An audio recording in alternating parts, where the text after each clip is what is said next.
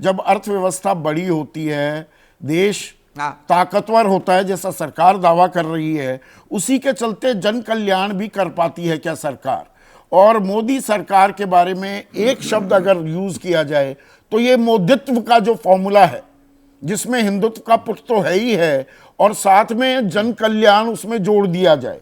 यही सवाल हमने पूछा था, मोदी सरकार की जन कल्याण योजनाओं के असर को कैसे देखते हैं? तो इसमें 38% कह रहे हैं कि ये अहम उपलब्धि है, 21% कह रहे हैं कुछ हद तक अहम है, तो ये आंकड़ा 59% हो जाता है। अहम उपलब्धि नहीं है ये 22% कह रहे हैं, कोई उपलब्धि नहीं 13% कह रहे हैं, और जो मन नहीं बना पा रहे हैं वो 6% हैं। ऐसे में आशुतोष, और यहां पर यह भी बताना जरूरी हो जाता है कि वो जन कल्याण की कौन कौन सी बड़ी योजनाएं हैं जिसका राजनीतिक फायदा मोदी लेते दिखे हैं। 2019 में हमने देखा स्वच्छ भारत अभियान के तहत 11 करोड़ 31 लाख शौचालय, एक मिनट सर, थोड़े आंकड़े बता दूं। 11 करोड़ 31 लाख शौचालय बने हैं। जनधन योजना में 50 करोड़ 56 लाख बैंक खाते, मुद्रा योजना में 43 करोड़ 57 लाख लोगों को लोन दिया गया। प्रधानमंत्री कह रहे हैं पक्के मकान बना दिए 4 करोड़ लोगों को। उज्ज्वला योजना में 10 करोड़ गैस कनेक्शन दिए गए हैं, हालांकि बाद में उस पर पैसे देने पड़े, सिलेंडर तो भरवा नहीं पाए लोग, पर ये एक लंबी फेहरिस्त है। जन आरोग्य योजना है, किसान सम्मान निधि है, हर घर जल से नल। तो जन कल्याण का ये पुट क्या दरअसल जब लोगों को कुछ मिलता है तो वो कि भाई गरीब हैं या नहीं है, पर हमारे को पक्का मकान मिल गया, शौचालय मिल गया, खाने को पैसे भी मिल गए, तो उससे संतुष्ट हो जाता है क्या आदमी? नहीं, ये तो उसके साथ में एक मिनट, आशुतोष से सवाल था सर, शरद जी। उससे इनको बेनिफिट है, कंसोलिडेट। हाँ ओके, हाँ ओके।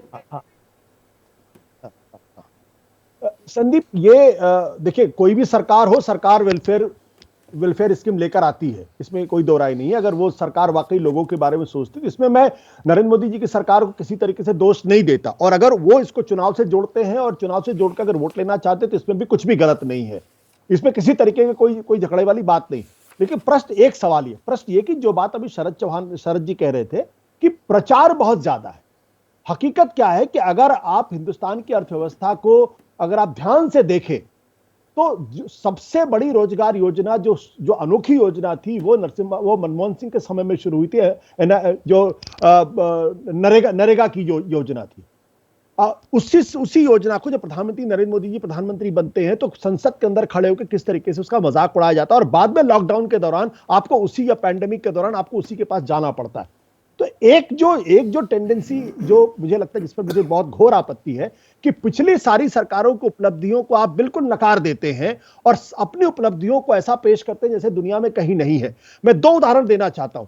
आज की तारीख में भारत का पूरी दुनिया के अंदर डुगडुगी बच रही है, ऐसा कहा जाता है। मुझे इस सवाल का जवाब अभी तक नहीं मिल पाता है कि मालदीव जैसा छोटा सा मुल्क वो भारत को कहता आप यहां से निकल जाइए। अब मैं इसको पॉजिटिव तरीके से देखूं या नेगेटिव तरीके से देखूं? कनाडा जिस तरीके से भारत के साथ बर्ताव करे, मैं उसको पॉजिटिव तरीके से देखूं या नेगेटिव तरीके से देखूं? अमेरिका ने भारत के ऊपर जिस तरीके से एनकाउंटर के आरोप लगाए, मैं उसको पॉजिटिव तरीके से देखूं, नेगेटिव तरीके से देखूं? अगर डुगडुगी बच रही है तो ये 3 उदाहरण अपने आप पे काफी हैं। आज नेपाल से आपकी दोस्ती कितनी ज्यादा दुनिया जानती है, अफगानिस्तान से कितनी दोस्ती दुनिया जानती है, श्रीलंका तक के लोग जो है वो चाइना की तरफ जा रहे हैं। तो प्रश्न इसी बात को लेकर आप कैसे ओवर प्रोजेक्शन करते हैं? पर ये जन कल्याण जमीन पर जन कल्याण की गूंज करने में कामयाब रही है ना सरकार। आपने कहा प्रचार बहुत करते हैं, आप मैनेजिंग एडिटर रहे हैं लंबे समय तक। एक मिनट सुनिए ना, प्रचार की जो बात है, अब कौन चैनल बड़ा कौन चैनल छोटा, उसमें आधी चीज तो इस बात पर है आप कितने प्लेटफॉर्म्स पर अवेलेबल हैं, फ्री टू एयर पर हैं कि नहीं हैं, डीटीएच पर कौन कौन से प्लेटफॉर्म पर हैं, कितने लैंडिंग पेज हैं। तो प्रचार के चलते ही आप बड़े या छोटे चैनल भी बन जाते हैं, ये तो जिंदगी की हकीकत है। इसमें किसी तरीके से मैं नरेंद्र मोदी की सरकार को या भारतीय जनता पार्टी को या आरएसएस को दोष देता ही नहीं हूं। प्रचार ही दरअसल उनकी प्राणवायु है। अगर प्रचार जिस दिन आप आरएसएस से, बीजेपी, नरेंद्र मोदी से हटा दें, आपको अचानक पता चलेगा कि इनकी स्थिति क्या है। तो प्रचार इनके प्राण है। मैं प्रचार को गलत भी नहीं मानता। हर आदमी को अपनी मार्केटिंग करनी चाहिए, चाहे जो, लेकिन मैं एक जो सवाल खड़ा कर रहा था, आज नरेंद्र मोदी जी के बारे में बड़ी बड़ी बातें कही जाती है, मैं उससे सहमत हूं, लेकिन सवाल यह है कि क्या वो भारत के प्रधानमंत्री इसलिए ऐसी बातें कही जाती हैं क्योंकि जब बराक ओबामा अमेरिका के राष्ट्रपति थे और 2008 में जब दुनिया ग्लोबल मंदी से गुजर रही थी, तो इन्हीं बराक ओबामा ने मनमोहन सिंह के बारे में क्या कहा था?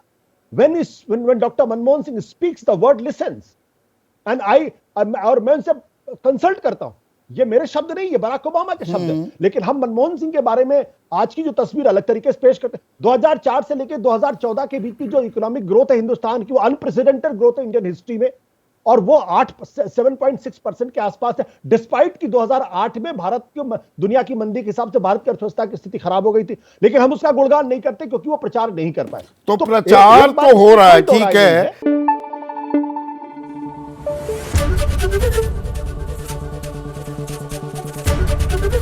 एबीपी न्यूज आपको रखे आगे।